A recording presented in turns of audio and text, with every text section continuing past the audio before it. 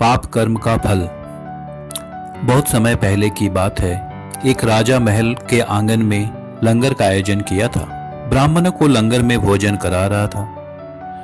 राजा का रसोइया खुले आंगन में भोजन पका रहा था। उसी समय एक चील अपने पंजे में एक जिंदा सांप को लेकर राजा के महल के ऊपर से गुजरी। तब पंजों में दबे सांप ने अपनी आत्मरक्षा में चील से बचने के लिए अपने फन से जहर निकाला। तब रसोइया जो लंगर ब्राह्मणों के लिए पका रहा था, उस लंगर में सांप के मुख से निकली जहर के कुछ बूंदे खाने में गिर गए। किसी को कुछ पता नहीं चला। फलस्वरूप वो ब्राह्मण जो भोजन करने आए थे, उन सब की जहरीला खाना खाते ही मौत हो गई। जब राजा को सारे ब्राह्मणों की मृत्यु का पता चला तो ब्रह्म हत्या होने से उसे बहुत दुख हुआ। ऐसे में ऊपर बैठे यमराज के लिए भी यह फैसला लेना मुश्किल हो गया कि इस पाप कर्म का फल किसके खाते में जाएगा।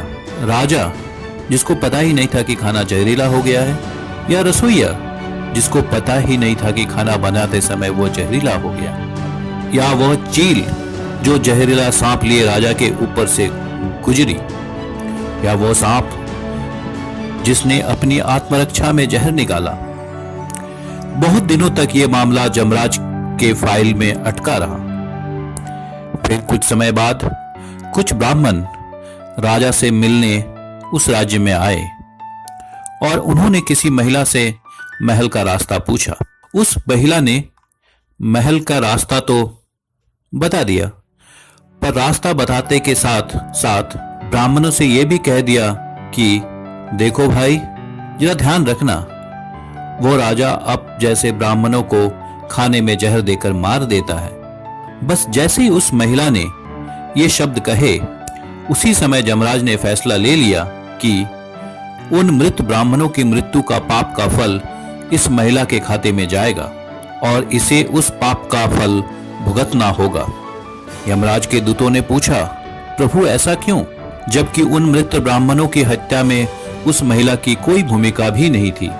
तब यमराज ने कहा कि भाई देखो, जब कोई व्यक्ति पाप करता है तब उसे बड़ा आनंद मिलता है, पर उन मृत ब्राह्मणों की हत्या से न तो राजा को आनंद मिला, ना ही उस रसोइया को आनंद मिला, ना ही उस सांप को आनंद मिला और ना ही उस चील को आनंद मिला, पर उस पाप कर्म की घटना का बुराई करने के भाव से बखान कर उस महिला को जरूर आनंद मिला। इसलिए राजा के उस अनजाने पाप कर्म का फल अब इस महिला के खाते में जाएगा।